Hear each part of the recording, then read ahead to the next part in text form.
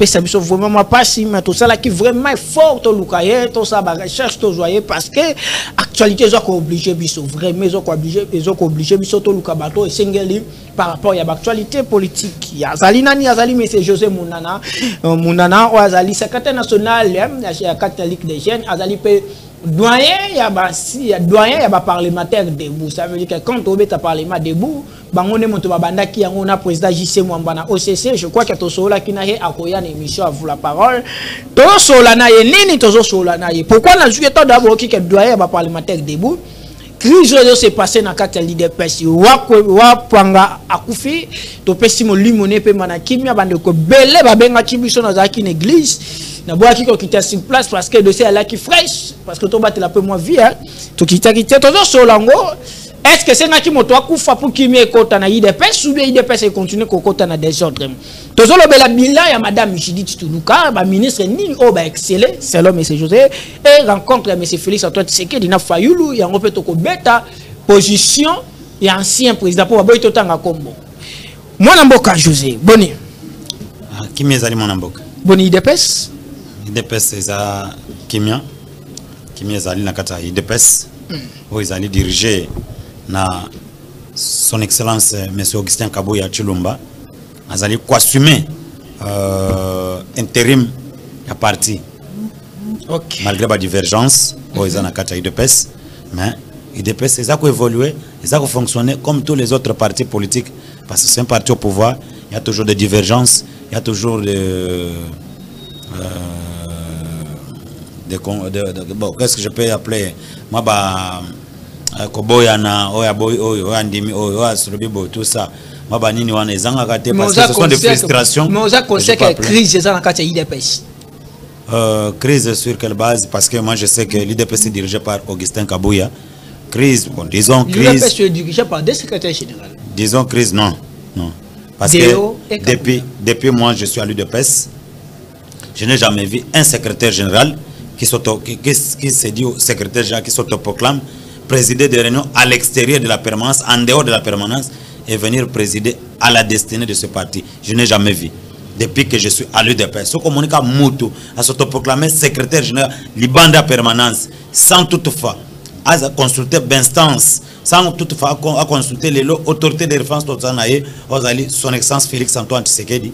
Je te dis que ce monsieur-là ne viendra plus présider aux destinées du parti. Donc, tout droit. Nani abomi wa pwanga. Je tiens d'abord sincèrement à présenter les sincères condoléances à la famille à l'un de notre combattant. Nous avons les grands combattants. Nous avons parti. Ozon saki na parti. Nazon saki na parti ba basera zaki ma ba divergence na secrétaire général. OK. Akenda ki pe na convaincre bango ayaki. D'ailleurs CG a comment qu'on peut se respect makasi ko considérer makasi comme tous les autres combattants. CG a peut se conseil bon. Ba divergence ata critiquer ngai. Bon, c'est tout à fait normal. Vos critiques m'aident à changer ou bien à faire mieux. CG a peut se ba conseil parce que bien très bien. Mais à la veille dernièrement de comme on a je n'ai pas compris. Nous sommes en démocratie. Mais na tindi d'abord ba condoléances, na présenté ba condoléances na famille à l'un de notre combattant, l'un de notre guerrier Kabasero Wampang Célestin. La famille naye, na tindi ba condoléances que le Seigneur vraiment console la famille. Ils allaient nouvelle moko amabe. Lobby na lalité à cause de la nouvelle wana ça n'inga passi makasi en tout cas que son âme repose en paix. Nous avons mieux bilan information parce que c'est ça là mais ba tu ko kanga batu bala senga na ba vidéo o ya bandeko bakangi wana ya ba force du progrès bala senga balobi na bango balobi ke bazali bango yoyo po ba toza sur place na 13e mairie akanga bango babomi wa pwanga et balobi ke baza ba di progrès bazali du progrès bazaka na 10e rue bato ba belé ba komi ko accuser secrétaire général ya IDPS Kabuya na dossier oyo selon yo ko loba nini bon mwana mboka eloko na ko loba Isaac Nazali JJT.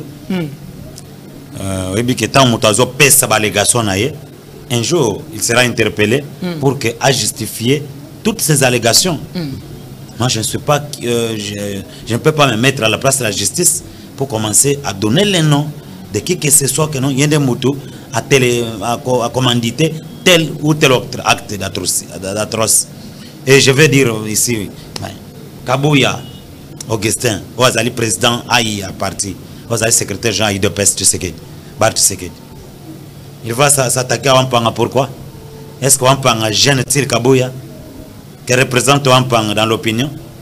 Je ne vois pas pourquoi Kabouya peut s'attaquer à l'un de ses combattants pour les tuer. Et tel que je connais Kabouya, Kabouya a ses erreurs, bien sûr, en tant qu'humain.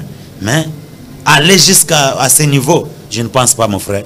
Attendons la justice faire son travail, parce que la personne qui est morte, c'est une personne importante. C'est l'un de nos combats, de nos guerriers qui s'est battu à partir de la ancien fédéral au niveau des États-Unis. Il n'est pas n'importe qui, il est notre combattant. La divergence dans l'IDPS, il est les lotés. Contre Kabouya, basé belé. Pourquoi Kabouya va tuer Wampa? Mais jusqu'à quand aussi sécuriser dans le IDPS? Jusqu'à quand problème entre Deona Kabouya, lui Solango ici là?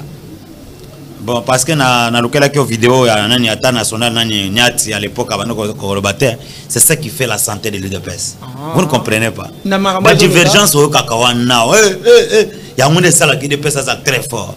Mais lorsqu'il s'agit de la cause commune, lorsqu'il s'agit d'une manifestation pour défendre l'intérêt national, l'intérêt du peuple, là, très unis.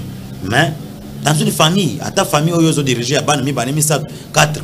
Tu verras qu'il y a toujours des familles, des problèmes, il y a toujours des divergences. Tout le monde à l'époque, le régime pensait qu'il a pouvoir, mais parti au pouvoir, il quand même respecté, il exemple, il y a parti qui n'a simana bango, mais lui il pèse dans pouvoir, c'est nous qui démontré ils sont vraiment désolé quand même. Parti aux organisations des partis uniques. Ce ne sont pas des partis démocratiques. L'IDPS c'est un parti démocratique, c'est un parti qui respecte les droits et les libertés. L'IDPS? Oui. C'est pourquoi tu trouves qu'on respecte les opinions de qui que ce soit. Tout le monde, on respecte leurs opinions. Ah oui, parce que on est un parti unique, va imposer au lobby, parfois bomio, parfois salon mabé, mais pas l'IDPS. L'IDPS est un secrétaire général, on s'attaque à lui chaque jour. Chaque jour, on s'attaque à lui. On lui explique des choses. Oh, c'est j'ai talabo boy, au salim mabé, bah il se répète boy, ayo qui tient. Ok, merci combattant. À la face boba telemi boy combattant ya yebise Kabouya au moni makambuzo sala talabo il faut talabo. OK, combattant viens ayambi combattant ayokie qu'est-ce qui se passe? Pesa ba idée il faut tout ça nini. Ça c'est unique à l'UDPS parce que c'est un parti démocratique. Ndena moni ba ndekobere ba société structure à force de progrès que non ba combattant force de progrès ba sali boy ba bomi boy papa structure à force de progrès c'est une structure à respecter. Mais dans une famille comme Naoto Yebisayo, il y a toujours des bandits, il y a toujours des badauds, il y a toujours des gens qui viennent pour salir notre structure. Cette structure de la force de progrès, c'est une structure à respecter. Yo Iba Mokato, Oiba Seba, Oiba Ndekobere Joko, Bazaï, on a quatre structures. Et cette structure est responsable. Baza ba marié, Baza Bato, Baza pour respecter. Au chef d'État, Mokorakotana Mokato, orienté ba petit. Donc, cette structure, t'es que Bato les lots. Comme soit les inciviques, les criminels, il y a des partis ennemis, koti, poser action, soit polo, comme force de progrès, c'est réclamé, soit nous sommes de la force de progrès. Les enquêtes sont en cours. Je ne suis pas là pour accuser qui que ce soit. Je ne suis pas là pour accuser qui que ce soit. Salir structure à force de progrès pour que lié à mon IDPS voilà ils appartiennent à babandi ils appartiennent à babado au babumakabatu au bazo bomanabango bango et tout. Mais les enquêtes sont en cours. Nous avons une justice dans ce pays. Nous avons les services de sécurité dans ce pays. Nous avons mené une enquête pour clarifier sur la situation. Je ne suis pas là pour accuser qui que ce soit, pour condamner qui que ce soit, parce que c'est un moment triste. Oyo famille et perdre maman, à perdre mobile naie, famille, va perdre moi na bango, tout ça, ban va perdre papa na bango, c'est triste. Donc on ne peut pas aller jusqu'à non, je ne suis pas là. Je ne suis pas venu pour ça. Pourquoi Batoizo se poser question? Mais si quand on se met deux azo kende, mais c'est Kabou yazo kende. Mais c'est deux autika nanga, mais c'est Kabou ya pas autika nanga. Pourquoi? Tu sais ce qui s'est passé? Mais Déo est en train d'aller avec quelle qualité? Dans notre qualité à secrétaire général adjoint, à intérim. Merci beaucoup, Olobi, très bien, en qualité de secrétaire général adjoint. Mais il a reçu quel mandat? Parce que nous avons un secrétaire général qui dirige ce parti, qui chapeaute, et nous avons, donc c'est lui d'ailleurs qui est le président AI qui assume l'intérim du parti. Avant que le secrétaire général adjoint se déplace, il doit informer sa hiérarchie. C'est ça l'UDPS, c'est ça l'ordre qui règne dans notre parti. Donc, avant que tu fasses un déplacement, il faut informer la hiérarchie. Bas à l'informer, bas ce ordre de mission, il marche avec l'ordre de mission. On a dit que humilier bango, tambole nani na tous un passeport rouge, tout ça, tous la présidence, tout ça. Mais toi tu te réclames secrétaire général. Pourquoi tu marches seulement avec le passeport rouge? Tu ne parles pas avec les mandats du parti. C'est ça la personne que tu viens de citer qui crée du désordre au sein du parti. Tu sais ce qu'il a fait à Kananga? Il s'est imposé, il est allé à Kananga, il a créé quelques milices, ils ont instauré, ils ont installé quelques personnes, quelques inciviques, qu'ils ont créé des milices, des Kamounassa pour prendre en otage la permanence du parti. Ils ont été délogés par le service de sécurité.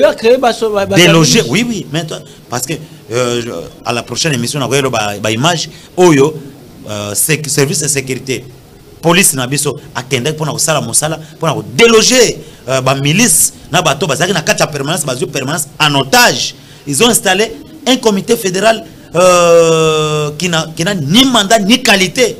Papa, c'est la personne que vous venez de citer vous-même qui est à la base du désordre que vous avez cité ici au niveau du parti.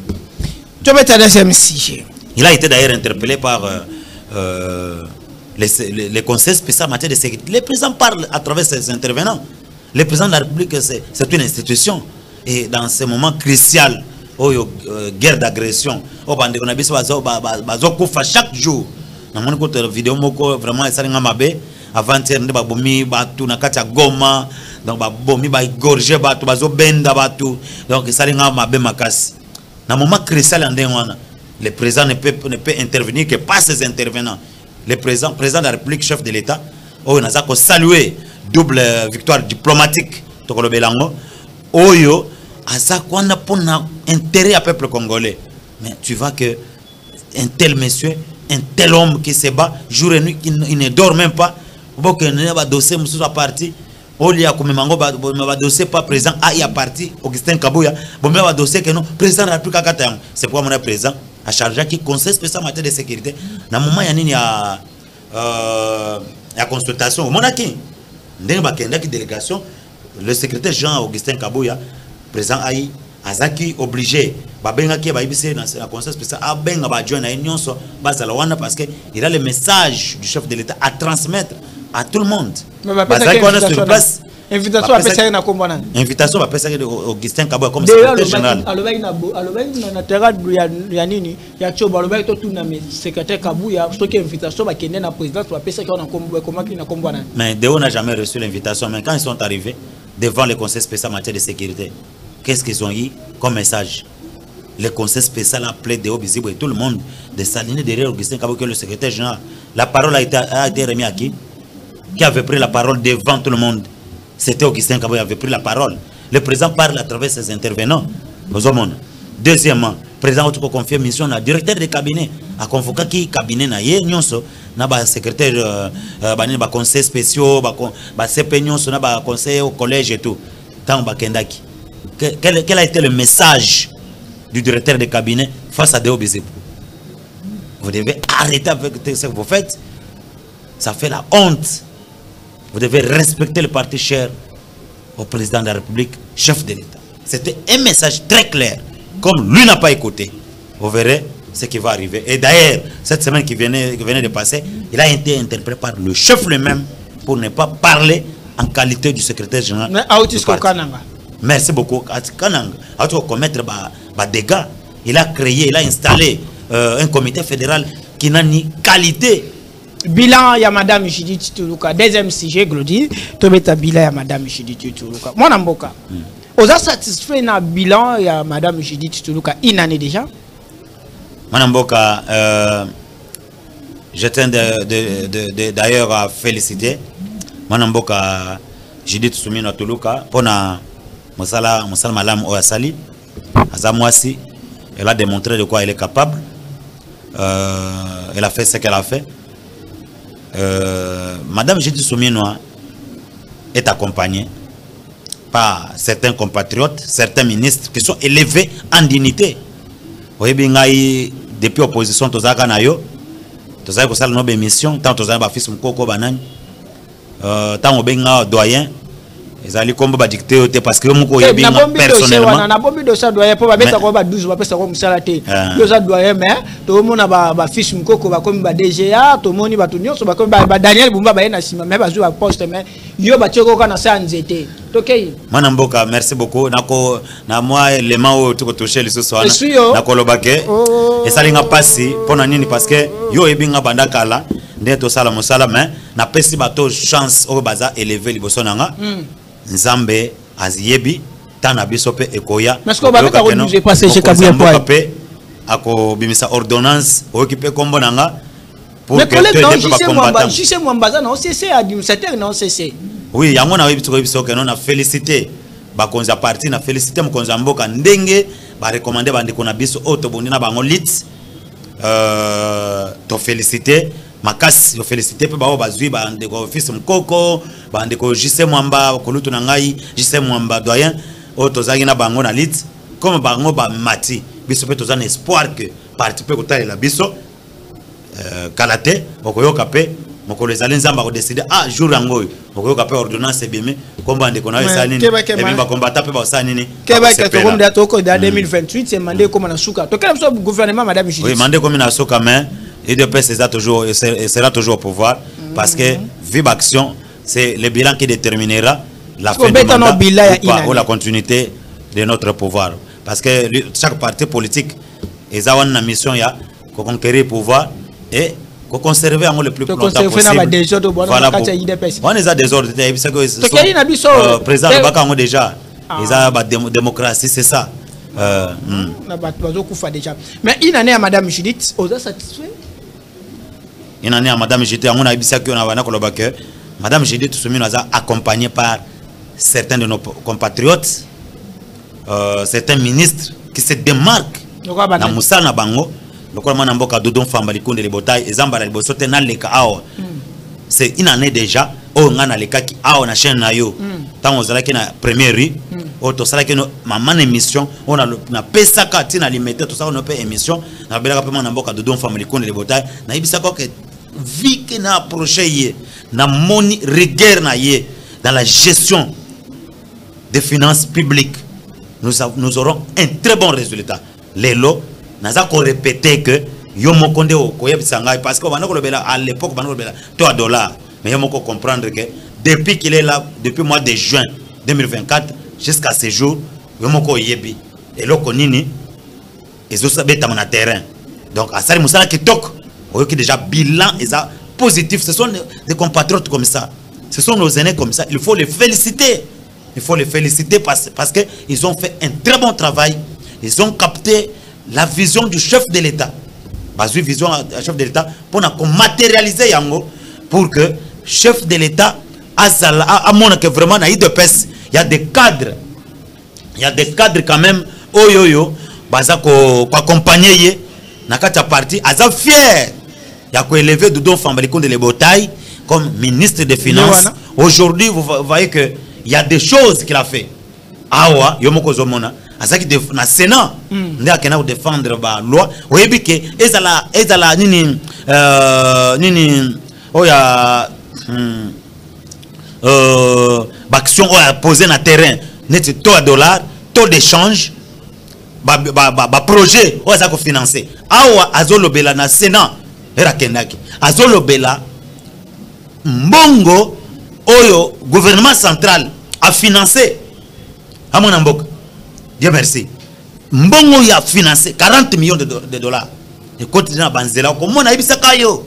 dans une année tu verras 40 millions de Banzela. 40 millions de dollars, gouvernement central a financé pour nettoyer Banzela au nyonso mona vola Kinshasa. Au moins libolote. Banzela mo zo sala. Banzela ni place 40 millions koti. Et vous avez tu bakuna ndako. 40 millions et koti na kati ya Banzela. Banzela. Au moins il va savoir descente. Landaye soko cha vidéo. Tiens la vidéo. Tiens la vidéo to la tope mamuke po yeba keno. Musala nini Doudou Famba likole de bataille. Azako sala pour na peuple kinois, pour le peuple congolais. Balobi na biso ke 40 millions koti pour na Banzela. Parce que yo tala na venir au fani na quartier au fani na commune au fani. Merci beaucoup. Banzela za nettoyer. Soko kena ngirengiri. Okena gombe. Zela to yoka nanu to merci. Merci mon ambok. Malgré la situation de la guerre, votre gouvernement n'a pas abdigué à la volonté. Malgré la situation de la guerre, votre gouvernement n'a pas abdigué à la volonté de financer les investissements. Et vous pouvez le constater. Avec les difficultés que nous avons, Kinshasa est en chantier. C'est les ressources du pouvoir central qui le font. Iziro est en chantier. Une partie des ressources viennent de Kinshasa. Kisangani est en chantier. La semaine prochaine, Bwende sera en chantier. Nous n'avons pas abdigué à financer l'investissement public malgré les défis que nous rencontrons. Et je pourrais continuer la liste pour dire qu'un certain nombre d'investissements ont été réalisés pour corriger ces déséquilibres et renforcer la cohésion nationale. Parce que tant que Daniel Bumba Zotonga Banzela, Daniel Bumba Saliboye, mais c'est Doudou Famba lobi que non Kinshasa fait la Kinshasa est financé par le gouvernement central. Parce que nana solo ba vérité. Bon, mon mboka elo na ko ibiso ezaka entre le gouvernement central et le gouvernement provincial, il y a toujours eu la collaboration. Il y a eu la collaboration des institutions. Tant que le gouvernement central est financé Banzela et qu'ils ont exécuté, soit supervisé sous la couverture du gouverneur, donc du gouvernement provincial, il n'y a pas le péché. L'essentiel est que topé sabana mboka bana kin nini Banzela malamu bazala bavana na nina place à bien bakirage aux sala même aux mona musale zo sala na kata ville Kinshasa. Donc tokoki ko créer polémique était entre gouvernement provincial na gouvernement central. Wana azali représentant du gouvernement central. Oyo kine azoloba. A cité il y a des preuves. Parce que descente. Omona ki bango poko. Namona ki bango basali déjà na Daniel Bumba. Mwana mboka Doudou Famba basaki descente sur terrain. Na mwana mboka Daniel Bumba. Oyo ba kitaki terrain pour na ko inspecter ba travaux ezako salam. Donc misala bino ba journaliste ndeko ko zo ba image andenge wana. Boko tambisa yango bona ba sabakino kenato bozala kimia gouvernement Bazan équipe à communication. Est-ce que Daniel Bumba, est-ce que Doudou Famba Zali l'homme qu'il faut dans le ministère des Finances? L'homme qu'il faut à la place qu'il faut. Ah bon? Merci beaucoup. L'homme qu'il faut à la place qu'il faut. Ça démontre. Et puis que depuis que Doudou Famba ba grève, ça marche. Grève parce que grève est une revendication. C'est pendant que Doudou Famba est ministre des Finances qu'on a dédoublé les salaires des militaires. Oh bah tu as doute. Doute en dégainini, doute en dégainini, oye ko zo belement. Que na finance zo belement. Quand on a site, zo belement ya FARDC. Mais au chat doute en dégainini yoza intellectuel. Vous avez dit journaliste d'investigation. Mais yo il faut zo belement wana na ba site nyonso o diffuser o pesa bango. Kende na ba kende kutana général la ville à Kinshasa. Kende kutana chef d'état-major. Mais tu as ce pouvoir là, tu es journaliste non? Oui. Pour vérifier les informations et les diffuser auprès des terces. C'est ça le métier journalistique. Aux Hollandais, aux salles d'investigation, chercher à qui des droits, prendre les éléments et les diffuser dans l'opinion. Voilà. Donc, dédoublement des salaires réels, on a 500 000. Parce que quand tu vidéo, on a excellence à l'obéda qui a un Sénat, na kata Sénat, on a lobby pour un dédoublement de salaire. Moutouazak na 500 000, Azana 1 million, Azana 1 million, Azana 2 millions, c'est réel mon frère. Dédoublement des salaires. Il y a des choses. Oh, ils sont salama. Oui, que projet ya katende. Chez moi à Kananga. Papa, est-ce qu'il y a que projet ya katende? Les lots, ils allaient financer. Projet ya katende, ils ont financé les lots. Qui a financé le projet de katende? C'est Doudou Famba Konde le Botaï. Oh, il y a eu quelques présidents de la République qui ont insisté dans la Casse centrale. Peuple, chef de l'État, le peuple naïe, à promettre bango que non, ndenazo kende retour nanga, bokoyoka déjà que route kana kalamambouche, mais ça va continuer et ko banda et ko accélérer ma casse et faut et c'est là et puis projet ya ma casse oh ya kala projet mythique ya katende les lois a financé Déjà financé. Donc Moussala déjà la semaine prochaine va lancer déjà ma solo. Nous continuer. Va lancer ma solo et puis il dit que $1 milliard s'il vous plaît. Ah, est-ce que na Bossani na memelioni ni vidéo ya président Assemblée nationale de Vital Kamerhe ndenge a félicité mon mboka Doudou Famba Likonde le Botaï na $1 milliard s'il vous plaît. Papa, il y a FMI ndenge arraché yango papa. Oh azali technicien. Doudou Famba azali technicien entouré de techniciens. Oh ba ko sala musala kitoko. $1 milliard s'il vous plaît. $1 milliard.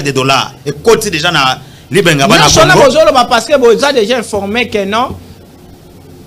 Vous avez déjà informé que non, il fallait le gouvernement oh batumsu ba ba fait balongola. $1 milliard vidéo yango yo. $1 milliard. Oyo mwana mboka Doudou Famba memeli bana mboka awe koti. Je te dis que Inga, mythique Inga. Baraja Inga. Ils ont financé les lots. C'est Soufati. Hein? Port à nos profondes de bananes. Ils ont financé. C'est Soufati. Mon amboka. Ce sont des grandes œuvres qu'il faut parler. Qu'il faut comme ça chef de l'État Fatih Béton. Parce que nous sommes à ramasser certains grands joueurs. Mon amboka Doudou Fambazali. Ndeko Nabiso Wagner Kaikwamba. Oh, il a arraché double victoire diplomatique. Papa. Non, le Congo est à Batomaël ndeko nangai. Il faut qu'on paie ça pour prouver sinon ce que le Bélangon a peuple Nabiso Bayeba qui est qui. Mais depuis Doudou Famba Azan premier ministre, Azan ministre de Finance. Aux gens au courant qui est sorti gouvernement au Union nationale et belé bazo le bakena basta la changement dans ministère wana parce que va te belé selon bande comme Soussou pour dire que Nicolas Salaki malam ka Doudou Famba. Bon, ngai na koki kota polémique te. Na otu koye biso OK. Et loko et ça la que président de la République a reconduire Moutou. A reconduire membre du gouvernement Moutou ko la Doudou Famba pour qu'azala reconduire. Et ça li résultat sur terrain. Voilà pourquoi na otu ko pesa yo ba détail. Il y a résultat à mon amboka Doudou Famba. Mon aîné Nicolas Kazadi a fait son temps. Il a fait ce qu'il a fait et président de la République, c'est le chef, c'est le seul maître qui nomme et qui révoque, je peux dire. Cela veut dire quoi? Ce que le président de la République a estimé que le résultat au PC, au Gossal par exemple, au PC résultat, par exemple, au PC 30%, il y a résultat, il y a soit 40%. Et que Mouninga Moussou à Longolio a bu paiement, Vandaboy, à côté. Azé Mouninga Moussou a yé, à peu 60%. C'est le président qui va estimer entre celui qui m'a donné 60% et celui qui m'a donné 30%. Qui je dois maintenir ou qui je dois reconduire. Ce n'est pas moi qui dois demander tout simplement au chef de l'État de reconduire Doudou Famba. Non, le président lui-même est au courant du résultat qui est produit par le fils du pays, Doudou Famba Likonde le Botaï. Le résultat est là. Il y a des travaux qui s'effectuent sur le terrain. Il y a des grands projets tels que Katende, tel que Inga, Bazoa Rachembon ou par-ci par-là. Il faut avoir une certaine crédibilité pour acheter l'argent au mains des FMI. Il faut voir. Vous voyez que dans le gouvernement, il y avait un pacte de stabilité au Sénégal. Comme dans ma tata, si Nicolas Kazadi. Babana au Sénégal, pacte de stabilité pour stabiliser le système macroéconomique. Est-ce que restera une stabilité macroéconomique? Et aujourd'hui, ce pacte a été banni tant que Doudou Famba est arrivé au mois de juin 2024. Il n'a pas adopté ce pacte de stabilité macroéconomique. Mais qu'est-ce qui donne les résultats à la stabilité macroéconomique sur le terrain? À la stabilité des taux d'échange? Allez-y, posez la question. Tu peux venir un jour, tu pars au ministère des Finances, poser la question, tu rencontreras les techniciens qui vont te donner plus d'éléments pour savoir qui est Doudou Famba, qu'est-ce qu'il fait, quelle est sa vision. Doudou Famba y a kangi robinet. Bon, il va couler. Ils ont qu'une partie par là, millions, ils ont pombois. Mais millions lelo et comme ça projet, comme quand on a projet de construction, il y a banzela, il y a grand katende courant, il faut que parce que Doudou Famba, comme ça le baka lobby, ndenge mo konzamboka a signé deal na ba américain. Deal oyo d'investisseurs américains bakoya et belé na Congo. Il faut courant et stable sur toute l'étendue du territoire national. Voilà pourquoi aujourd'hui, aux hommes qui financer des projets, des grands Katende, des grands Inga, pour que courant il faut être stable pour que Elon Musk azali na terrain a installé déjà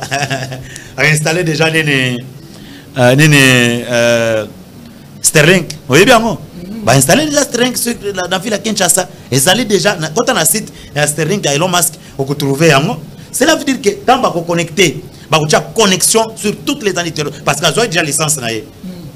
Donc tant qu'on connecter Sterling sur toutes les étendues territoire national, courant il faut être stable, connexion qu'on vende à dans la forêt équatoriale. Dans la forêt équatoriale, mais si tu as 5 ministres, oh, bah quoi ça va médaille dans le gouvernement judith. 5 ministres. 5 ministres. Na cité numéro 1 Doudou Fambali Kounde le Botaï. Yami Balé na cité madame Wagner Kaikwamba. O arraché ba victoire diplomatique na Libanda Mboka, to arraché na ko pesa pour commentaire muke, to arraché poste ya membre non permanent du Conseil de sécurité à l'Assemblée générale et puis tu as arraché aussi poste ya Conseil na droit de l'homme. Il y a droit de l'homme et ça va poste moko et c'est la crédibilité. Donc le président Tshisekedi est crédible sur le plan international. Voilà pourquoi bah moni pays comme quoi avancer, tu comme déjà na Conseil des Nations sur la scène internationale, tu comme représenter ça valeur était pour na biso ba congolais de konangai. Et ça valeur monene. Voilà. Donc, à part ça, parmi sur 187 pays, il va trahir biso. Pour que tout ça mal entouré, mon frère. Il faut topper ça peut moi élément pour que Congo Brazzaville les grands dictateurs nous sont pas en fatité parce qu'il y a que la démocratie. Oui, mais c'est un dictateur. C'est un dictateur de mauvais goût. D'ailleurs, un voisin hypocrite. Rwanda, Ouganda, na Kenya. Ce sont des pays d'ailleurs où il y a 4 implications à guerre à Est. Où il y a combattre des milliers. Donc, Ouganda, Kenya, na Rwanda. Mais na Kamwena voisin na biso Brazzaville a voté contre RDC. Mais Nzambe a fachi. À la Kisibiso benemi, les vrais ennemis. Au Balingate Congo et Bonga. Congo et Kende Musika. Mais ils sont cuits. Ils ont été confondus. Dans 10 minutes. Troisième rencontre rencontre à Fayoulou na Joseph Kabila et pardonnant chef de l'État. Selon yo, bayo opposition lokola bayo bazala ki na ngambu ya majorité na ya ngambu ya ancien président ba telemeli rencontre wana balobi ke za rencontre moko malamu te. Selon yo lecture na wezanini. Au diffuser dans nos vidéos na bisoto na tindela ki na habité ce que les après vidéo à Fayou la rencontre te ba vidéo za yo ba to ba la biso. Merci beaucoup manamboka il ko na kolobeza que na féliciter d'abord sens patriotique et manamboka Martin Fayulu et puis na saluer vraiment son excellence Félix Antoine Tshisekedi pour son sens élevé. Il y a comme on chaque Congolais apprendre toujours unité. Il y a tout patriote congolais toujours disponible pour nous koyamba. Rencontre le chef de l'État. Ayoka, président de la République alobaka toujours que en tout cas naza disponible pour na congolais nyonso. Oh Dieu merci. Oh José Munana. Oh nani. Oh yazali na idée na ye ya malamu ya koya ko pesanga. Na koza disponible pour na koyamba ye. Pour na yoka ye s'il s'agit de l'intérêt supérieur de la nation. Moment ni loko wana comme que bateau nyonso wana ozomona trika bateau nyonso wana ce sont nos compatriotes au bazaki ko finga butu moi fachi tant on a biso démocratie ça réel en RDC yomo ko mona kata vidéo bien président yambi mwana mboka ndeko na ye Félix Antoine yambi ndeko na ye Martin Fayulu bayambani ça montre quand même que vraiment les Congolais sont tenus malgré nos divergences. Donc on regarde NT, il y a Libella, na la télévision dans un moment crucial, un moment où notre pays est attaqué, un moment où certaines de nos villes sont assiégées, s'il vous plaît, par une armée étrangère. Il y a une vidéo que diffusée en Asuka. Oyo, bimisi na chaîne américain, américain bimisi na chaîne bango, présence armée rwandaise, plus de 5 000 hommes. Plus de 5000 hommes. Merci beaucoup. Plus de 5000 hommes dans le terrain. Ah, oui, dans le Congo. Ba Rwandais, ba Zokota, ba militaire rwandais. O Kagame azai kuangana. Kagame akoloba ete ngai na yebi batuni Kagame. Est-ce que yebi na kati ya vidéo on soko landi ko mon Kagame va poser ma question. Abi est-ce que vous avez que ba troupe rwandaise bana Congo abi na yebité. Donc bangwan satellite zu bango calmement bazu bango nyonso nde bazo contre na Congo. Plus de 5000 hommes militaires rwandais basés sur notre sol. Bako boma babomi plus de 15 000 personnes na Goma na Bukavu. Ba s'imposer, ba copier, ba ko violer ba senabiso, ba ko violer ba na biso, ba ko violer ba maman na biso, ba zali ba militaire rwandais bazawana. Chaque jour il tue les Rwandais tue au Congo. Vidéo palpable. Et ça biso te ba tout fabriquer yango boko ba ah, IDP ça fabrique biloko na ye. IDP ça oh ils allaient ba américain. Chez nous ils achètent ba américain. Ba ngonde ba bimisi biloko mwana mboka. Ba ngonde ba bimisi makambo. Ti bazokota ba satellite za ikolo banje eza wana eza ko capter na kokota na bango ba lobi boye ba repérer 9000 tombes ya ba militaires rwandais tombés sur les sols congolais na guerre d'agression 9000 hommes rwandais au ba kofi et puis ba tombe wana ba repérer na Rwanda ezali masqué ba famille ya ba wana ba militaires rwandais ba kofi ba koluka ba famille na bango Kagame kwanga neke na tena ba na guerre te mwana mboka awa na video oyo lelo na kati ya Goma Kabila aza na kati ya Goma oyo alobaka na banoko bisabino kano na combattant M23 na gagné ba on 2013 allez-y comprendre za muto amaele ba congolais to ba zo batela j'ai aimé parce que peuple na biso akoli ba série moko to wana ko nyokwama na kati ya opposition tant to ko bake en tout cas mutu aza bisoté mutu aza rwandais mutu yende mutu a fabriquer ba massacre contre les manifestants yende aza ko fabriquer ba tuerie nyonso yende mutu aza ko fabriquer CNDP yende mutu a fabriquer ba guerre nyonso to na Congo ba to no chatemba IDP c'est ça ka boye mais lelo chef de l'état o aza mieux informé citoyen mieux informé les premiers citoyens mieux informés à lobby na Turquie abi Kabila a boaké élection pour que a créé AFC M23 ba agresser mboka na biso batwa fachi mais tantôt Kagame tantôt Kabila lelo Kabila azana kati ya Goma yo nde ko expliquer ngai devant opinion na yo devant micro na yo mwana mboka nani aza ko sécuriser Kabila na kati ya Goma parce que Goma na Bukavu ezali assiégé par l'armée étrangère s'il vous plaît l'armée étrangère les Rwandais et les militaires rwandais ont été, les responsables militaires rwandais ont été sanctionnés par le Conseil de sécurité des droits de le Conseil de sécurité de l'ONU par une résolution 2373. Manamboka, expliquez-moi nan. Kabila tango yé à côté na Goma parce que alobaki déjà à part kokota na Goma alobaka déjà abi revendication ya M23 na ba troupe rwandaise ezali légitime. Je merci autant classe belé. Na ba ho ba kolanda biso. Na micro na yo. Expliquez-moi mon amboka. Je merci. Oza muto amayele. Cela veut dire quoi lingalo français wan? À un moment donné, batonné ba komi kuanga. Ta yake na Goma te. Ah nzamba linga Congo. Ah mwana mboka. Nzamba linga Mboka na biso makasi mwana mboka. Ah non.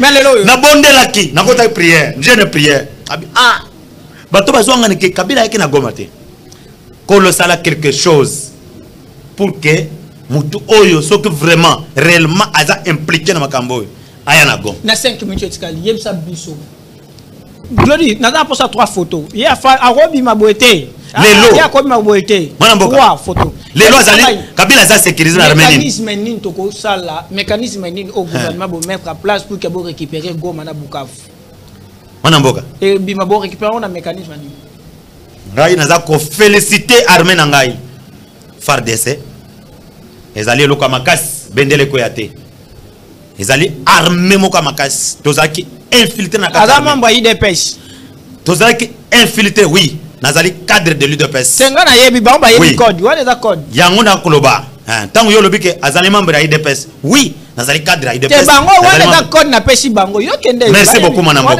oui mais on na koloba bango nyonso ba yebi yango peuple congolais ata muto abi politique ta yebi yango que Kabila lelo na Goma aza sécurisé par l'armée rwandaise je te dis ceci ndenge toloba awa il y a des territoires où wazalendo a récupéré na Walikale. OK. Na Lubero wazalendo na FARDC c'est une armée à makasi ezanga kende organisation. Ezala ko la Léopard. Tant Léopard azanga ko organisation. Babazai ko le bambo na ba 10% ko bese ba joueur na ba 10%. Mais tant organisation est côté, on a pas fait le niet. Léopard il faut organiser yango. Léopard il faut les Léopard toyebaka, il faut beta penza et défendre intérêt à mboka na biso et défendre honneur à mboka na biso pour la dignité à biso en tant que peuple. Les Léopard ils ont gagné l'équipe à makasi en Afrique, dans le monde. Ils ont gagné. Ba joueur à makasi otozana bango na ba club ebele ba yé. C'est comme l'armée, notre armée. L'organisation ils ont contre la carte armée. Olandaki mwana mboka nani général Kabi ndia répondaki Joseph Kabila. Aïbisa Kenen. En format militaire, c'est le temps de Moussa format armé. Nathan a fait béton. Nous avons organisé armée. Je n'ai côté rajeunir armée. Comme on a une unité, il y a protection président de la République. Gère. Na ba unité c'est fati béton. Oh azaliko ba hôpitaux, ba nin et côté social aux ben. Et ça social nin. OK, première photo. Première photo. C'est bon Claudie. Vital Kamere Wakani. Eh bien. Allié d'État, il y a eu des pêches.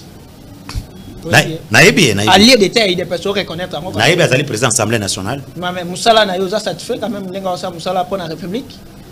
Bon, moi, Namboka Vital Kamere a allé président de l'Assemblée nationale. Ma début à Bandaki n'a pas dérapage. Mais à un moment donné, a commis qu'on recadrer Moussala Naye. Parce que l'interpellation, il y a bateau bazaba criminel économique. Moi, je suis d'accord avec ça. Chaque Congolais ne peut pas réduire son peuple par les détournements des deniers publics. Deuxième photo. Merci beaucoup. Il faut pas interpeller. Il faut pas arrêter. Allez, vous avez une minute na bango bazo yoyiba. Oyebi Chole. Na yebi. Na kacha catholique, ils ont reconnaître quand même une lutte na ba sala côté opposition au Kabunda le baki 50-50. Na zo reconnaître ngo. Mais les logo oza satisfait na musala ba sala. Lelo eloko na koyebi somo na mboka Aben Chole auto-félicitaka dans le temps, ce n'est pas le même Aben Chole. Oh, yes. Parce que un humain a changé toujours. Yes. Parce que eloko ba créer un pacte social.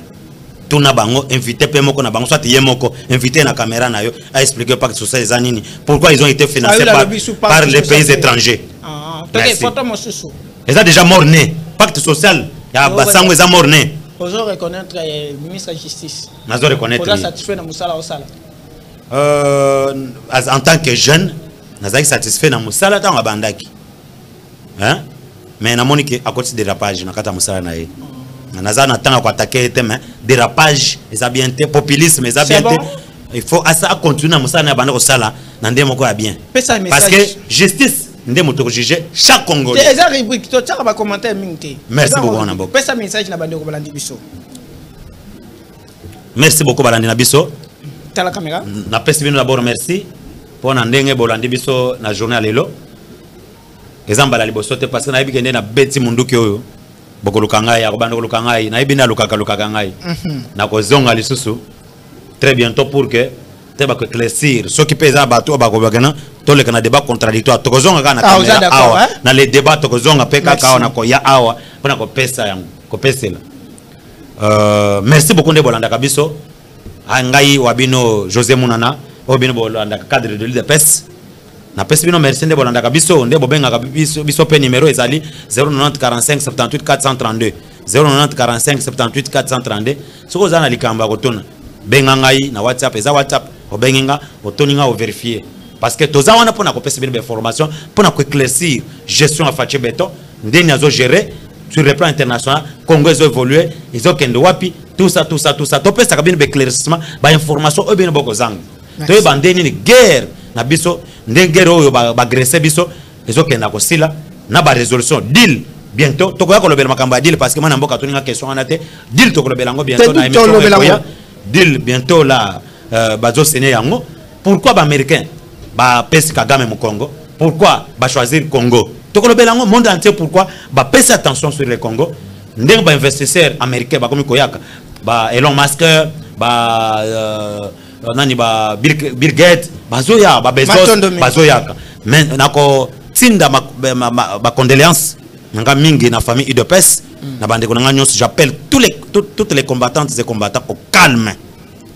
Totika justice c'est ça la musala na liwa tragique ya l'un de nous un guerrier mon amboka Kabasele Célestin Wampanga ou à Kofi une mort inopinée. En tout cas l'UDPS est en deuil. Je vous appelle au calme, tous à la kimia. Justice c'est que ça la mapona Kabasele Wampanga parce que on ne peut pas tuer un père de famille de telle manière. Na kopé ça peut ndekonangai conseiller Ben wa simbi Adem wa simbi administration ya biso ya cabinet kona na entourage à son excellence de Don Fambricon les Botailles. Merci beaucoup na musala na yazo sala. Merci. Nandenga zo unir ba jeune tout ça zo pesa ba conseil azo recadrer azo orienter musala na ye. Merci beaucoup na ba conseil nyonso otu o bazalaka toujours na soutien ba soutenir toujours UDPS de près ou de loin.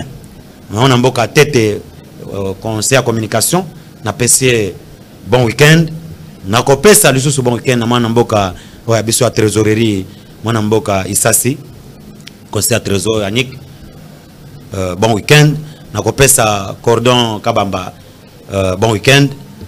En tout cas merci beaucoup. Sans oublier les cerveaux blés, merci le beaucoup. directeur de cabinet. Merci. Merci beaucoup. Merci beaucoup. Que Dieu vous bénisse. Merci. Que Dieu vous garde dans la mission Kendaki. Okay. Sans oublier aussi Manamboka Direkaba, Maman Gilles Choukou, entourage à grand prêtre, tout au fabricant de Botailles, l'homme des actions concrètes. Merci beaucoup et bon week-end à son excellence, Monsieur Félix Antoine Tshisekedi Tshilombo, pour la double victoire. Bendele Koyate. Ça, c'est la gestion de l'UDPS. Merci beaucoup. Donc, on baisse les bras. L'UDPS conservera le pouvoir. Merci et beaucoup. Je salue l'essence patriotique. Yamanamboka Martin Fayoulou, Ndeba Kotana Ndekonaye Fache Béton, Ayoka O Facha IBC. Soka Zongi, IBC Somakamusus. Ah, Wana Bisto Sokola Maboko, parce qu'à Kei, présent répondrier. A garder Oba IBC, a garder secret en tant qu'un homme d'État. Merci